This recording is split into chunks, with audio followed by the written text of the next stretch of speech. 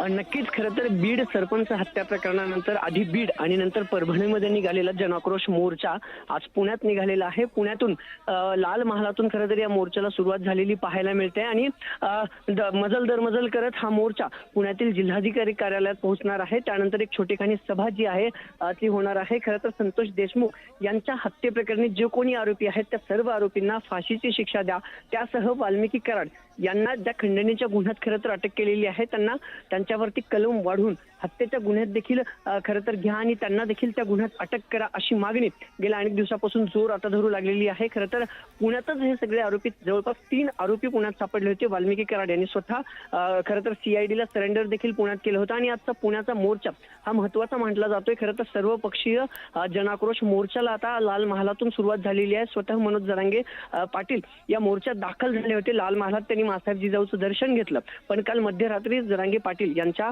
चुलत बंधूचं निधन झालेलं आहे आणि त्यांच्या खरं तर अंत्यविधीच्या कार्यक्रमासाठी जरांगे आता मोर्चातून खरं तर त्यांच्या मूळ गावाकडे रवाना झालेले पाहायला मिळत आहेत। ज्योती मेटे असतील, बजरंग सोनवणे असतील, पुण्यातले अनेक स्थानिक सर्व नेते आता या मोर्चात हळूहळू सहभागी व्हायला सुरुवात झालेली आहे। महिलांचा सहभाग मोठ्या प्रमाणात दिसतोय। खरं तर बरोबर 12 वाजता या मोर्चाला आता सुरुवात झालेली आहे आणि हा मोर्चा हळूहळू पुणे जिल्हाधिकारी कार्यालयाकडे सरकताना पाहायला मिळतोय। तिथं एक छोटीखानी सभा देखील या मोर्चाचं सांगता सभा होणार आहे, जिथं सुरेश धस स्वतः असतील, बजरंग सोनवणे असतील आणि इतर नेते, रोहित पवार देखील खरं तर सांगता सभेला येण्याची शक्यता आहे। तिथं जो आहे तो या मोर्चाची सांगता सभा होईल आणि पुण्यानंतर राज्यभर असेच मोर्चे काढू, मराठा समाजाला एकटवू असं देखील जरांगे पाटलांकडून सांगण्यात आल्याने आजचा पुण्याचा मोर्चा झाल्यानंतर पुढील मोर्चाची दिशा ठरवू असं देखील सांगण्यात आलेलं आहे। हे सगळे दृश्य आपण न्यूज 18 लोकमतवरती लाईव्ह पाहतोय। मोर्चाला मोठा पाठिंबा जो आहे तो पुणे शहरात देखील मिळताना पाहायला मिळतोय। लाल महालातून हा मोर्चा निघालेला आहे। सर्व सकल मराठा समाजाचे जे नेते आहेत, जे कार्यकर्ते आहेत, जे नागरिक आहेत ते आता या हळूहळू मोर्चात सहभागी जे आहेत ते व्हायला सुरुवात झालेली पाहायला मिळते। बिलकुल अभिजित, आणि कोण कोण राजकीय नेते मंडळी आहेत? आता तुम्ही सांगितलात काही सामाजिक संघटनांचे कार्यकर्ते नेते आहेत। पृथ्वीराज चव्हाण मगाशी आपल्याला बोलताना दिसले होते, त्याचसोबत आणखी कोण कोण आहेत? पुण्यातले कोण स्थानिक लोकप्रतिनिधी या किंवा आणखी कोणी राजकीय नेते यात सहभागी आहेत का? नक्कीच खरं तर बीडचे खासदार बजरंग सोनवणे असतील, काँग्रेस नेते पृथ्वीराज चव्हाण असतील, विनायक मेटे यांच्या पत्नी ज्योती मेटे असतील, हे सगळे जे आहेत ते या मोर्चात सहभागी झालेले आहेत। तर दुसरीकडे पुणे शहरातील सर्व पक्षीय जे शहराध्यक्ष आहेत, काँग्रेस असेल, शिवसेना उद्धव ठाकरे गट असेल, राष्ट्रवादी काँग्रेस शरदचंद्र पवार पक्ष असेल किंवा हे सगळे शहराध्यक्ष आणि जे खरं तर स्थानिक नेते आहेत ते देखील आता हळूहळू या मोर्चात सहभागी व्हायला सुरुवात झालेली आहे। आणि मोर्चाच्या ठिकाणी जिथं सांगता सभा होईल कलेक्टर ऑफिसला, तिथं सुरेश धस जे आष्टीचे आमदार आहेत ते स्वतः येणार आहेत। रोहित पवार जे राष्ट्रवादी काँग्रेस शरदचंद्र पवार पक्षाचे आमदार आहेत ते देखील या मोर्चाला हजेरी लावतील असं बोललं जातंय। त्यासह पृथ्वीराज चव्हाणांचं देखील तिथे भाषण होणार आहे। बजरंग सोनवणे खरं तर मराठा समाजाला संबोधित करतील, जरांगे पाटील देखील मराठा समाजाला संबोधित करणार होते, पण त्यांच्या या सगळ्या निधनाच्या बातमीमुळे त्यांना या मोर्चातून खरं तर परतावं लागलेलं आहे। पण हे मुख्य नेते या सगळ्या सकल मराठा समाजाला पुणे जिल्हाधिकारी कार्यालयासमोर संबोधित करतील आणि मग मोर्चाची सांगता होणार आहे। बरं अभिजित, थोडंसं थांबवते। चंद्रकांत फुंदे आपले प्रतिनिधी आपल्या सोबत आहेत सध्या। चंद्रकांत, देशमुख कुटुंबापैकी कोण कोण आहे या मोर्चामध्ये आज सहभागी आणि या मोर्चाचं कसं स्वरूप तुम्ही तिथं प्रत्यक्ष बघताय? बीड आणि परभणी नंतर पुण्यातला हा मोर्चा कसा वाटतोय?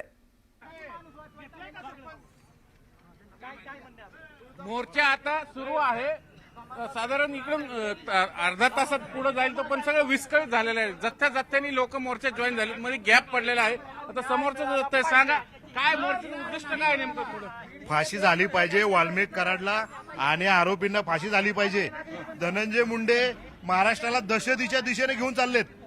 ज्या लोकांच्या हाती पेन द्यायला पाहिजे होता त्यांच्या हाती बंदूक देऊन महाराष्ट्रामध्ये दहशत पसरवण्याचा प्रयत्न केला जातोय आणि याचा जाहीर निषेध आम्ही करतो। अशी प्रमुख मागणी सर ही आहे की बीड जिल्ह्यात हा खटला न चालवता हा पुणे जिल्ह्यात चालावा, कारण बीडचे पोलीस प्रशासन हे संबंध धनंजय मुंडेंच्या दडपणाखाली चाललेलं आहे। वाल्मिकी कराडला फाशी दिली पाहिजे, वाल्मिकी कराडला फाशीची सजा झाली पाहिजे, कारण सोमनाथ सुरवंशी याला बी मारहाण झालेली आहे। सोमनाथ सुरेश यांना बी परभणीमध्ये मारहाण झालेली आहे. त्यामुळे वाल्मिकीला फाशी झाली पाहिजे.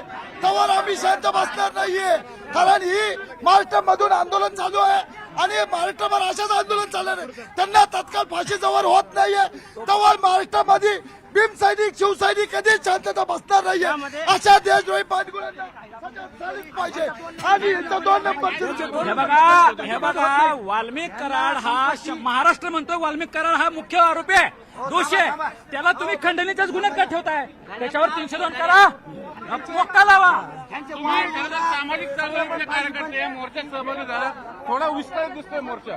नाही विस्कळीत वगैरे काय नाही. छत्रपती शिवाजी महाराज, फुले, शाहू आंबेडकर, अण्णाभाऊंचा महाराष्ट्र आहे आणि ज्या पद्धतीने महाराष्ट्रामध्ये अशा प्रकारचं खून सत्र आहे हे अत्यंत निंदास्पद आहे. महाराष्ट्राचं संपूर्ण देशात आणि जगात नाव बदनाम करण्याचं काम या सरकारच्या माध्यमातून सुरू आहे.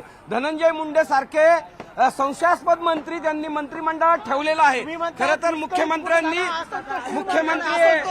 या मोर्चात असंतोष निर्माण झाला. 58 मोर्चे काढून आम्हाला न्याय भेटत नाही. आज आम्ही कोणतं तोडण मागतो?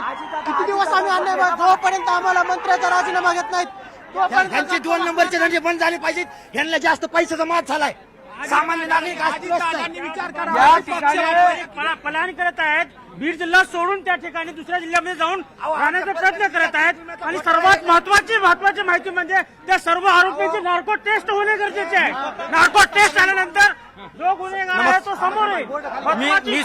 मी स्वतः परळीचा आहे. परळीमध्ये काय गुंडागर्दी होती हे आम्ही आमच्या डोळ्यांनी बघतोय. काय होतं सांगा. धनंजय मुंडे धन्या मुंडे हा तिथं प्रत्येक गावात जाऊन बूथ हा कॅप्चर करतो. बूथ कॅप्चर करून बोगस मतदान होतं. त्यामुळे तो महाराष्ट्रात 1 नंबरला निवडून आले. आमच्या गावामध्ये मिरवटमध्ये असंच डायरेक्ट बूथ कॅप्चर करून मतदान झालेलं आहे. आता जातीवादाचा आरोप होता या मोर्चा निघण्यावर. नाही जातीवादाचा काही संबंध नाही. आरोपीला जात नसते. आरोपीला जात नसते. तो डोळे लाईटर ते म्हणतात इतके दिवस जे खून झाले त्यावेळेस मोर्चे का नाही निघाले? यावेळेस निघाले कारण मीडियावाल्यांनी हे सर्व उचलून धरलं. सर्व पोलीस कर्मचारी, सर्व प्रशासन हे धनंजय मुंडेच्या खिशात आहे. एवढ्या वेळी खून झाले परंतु वातावरण निवडलं नव्हतं. पण आता आम्हाला हे कळलेलं आहे की हे सर्व सिस्टम ही धनंजय मुंडेच्या खिशात आहे. पण यावेळेस हे प्रकरण चिघळल्यामुळे त्याच्या अंगलट आलेला आहे. पण खूप मोठा गुंड आहे तो परळीमध्ये. एक मुस्लिम बांधवही मोर्चात सहभागी झाले. काय मागणी तुमची? आमची मागणी आहे मारेकऱ्यांना शिक्षा कठोर झाली पाहिजे. ही महाराष्ट्राची आमची संस्कृती आहे. असं ती शकर्म केलं नाही पाहिजे. न्याय आम्हाला मिळालाच पाहिजे. न्याय मिळाल्यासाठी आम्हाला न्याय मिळालाच पाहिजे. या आमची छत्रपती शिवाजीराजांची भूमी आहे. त्या न्यायाची अपेक्षा आम्हाला सरकारकडे न्याय आम्हाला मिळालाच पाहिजे. ही आमची महाराष्ट्राची माती नासवली गेली नाही पाहिजे. आणि दुसऱ्या राज्यांप्रमाणे हिचा कुठल्याही प्रकारचा अनुचित प्रकार केलेला आम्ही कदापि सहन करणार नाही. जी दहशत आहे बीडमध्ये ती संपवली गेली पाहिजे आणि त्या सर्व आरोपींची नार्को टेस्ट होणे गरजेचं आहे. बघितलं आपण हे सगळे मोर्चेकरी आपापल्या पद्धतीने रोष व्यक्त करतात धनंजय मुंडे. त्यामुळे सरकार आता खरंच दखल घेऊन धनंजय मुंडेंचा राजीनामा घेत आहे का आणि हे जे आरोपी आहेत मुख्यमंत्र्यांनी सांगितलं त्यांच्यावर मकोका लावतंय का हेच पाहायचंय. Back to studio. बिलकुल चंद्रकांत. आणि हा सगळा आक्रोश बघतोय आपण या नागरिकांचा, मोर्चेकऱ्यांचा. सगळ्यांची मागणी एकच आहे. मात्र आता यामध्ये न्याय कधी मिळणार देशमुख यांच्या कुटुंबियांना, हाच खरं तर मोठा प्रश्न आहे. आज तर पुण्यामध्ये मोर्चा झाला. आणखी पुढे असे कुठे मोर्चे निघणार आहेत का? आणि आणखी असे किती मोर्चे काढल्यानंतर न्याय मिळणार आहे?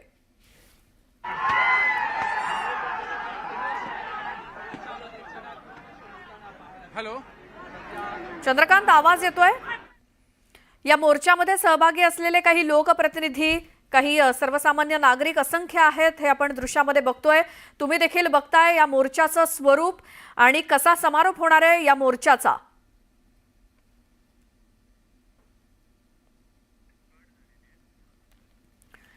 तर पुण्यामध्ये निघालेला हा मोर्चा संतोष देशमुख यांच्या हत्येच्या निषेधार्थ ही सगळी मंडळी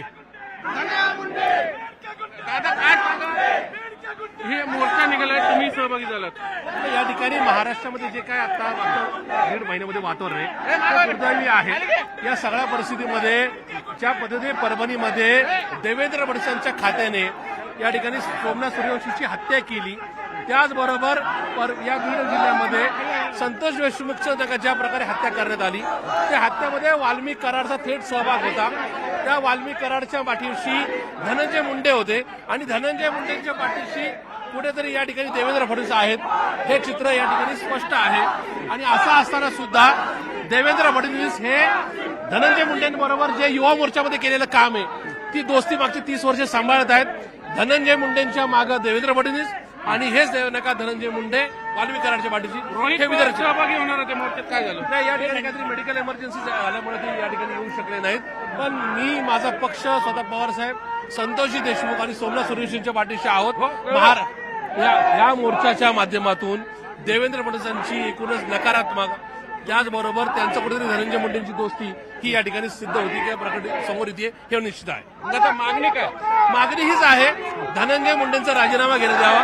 त्याचबरोबर वाल्मिक कराडबरोबर जो राजकीय नेता, जो प्रशासकीय अधिकारी या हत्या प्रकरणामध्ये सहभागी आहे, त्याला सह आरोपी करून 302 पूर्वीचा 302 आणि आताचं जे काय हत्याचा गुन्हा आहे तो त्या ठिकाणी दाखल करण्यात यावा. हेच वाल्मिक कराड कधी काही तुमच्या पक्षात अनेकांसोबत हे वाल्मिक कराड आमच्या पक्षात कधीच नव्हते. वाल्मिक कराड हा धनंजय मुंडेचा मित्र आणि त्याचबरोबर धनंजय मुंडेचा पार्टनर, हेच नका या ठिकाणी चित्र होतं. दुर्दैवाने ते पक्षाशी जोडलं जाते. हा वाल्मिक कराड आत्ताच्या राष्ट्रवादीमध्ये नक्की होता, हे नक्की आहे. मग आता पुढे कारवाई कर. या ठिकाणी ही सगळी लढाई पुढे नेण्याचं काम आम्ही करू. कुठेतरी या राज्यामध्ये जी दादागिरी चालली ती दादागिरी मोडून काढण्याचं काम आम्ही नक्की करू. बघूया आता. हे राष्ट्रवादीचे शहराध्यक्ष आहेत प्रशांत जगताप यांनी सांगितलं की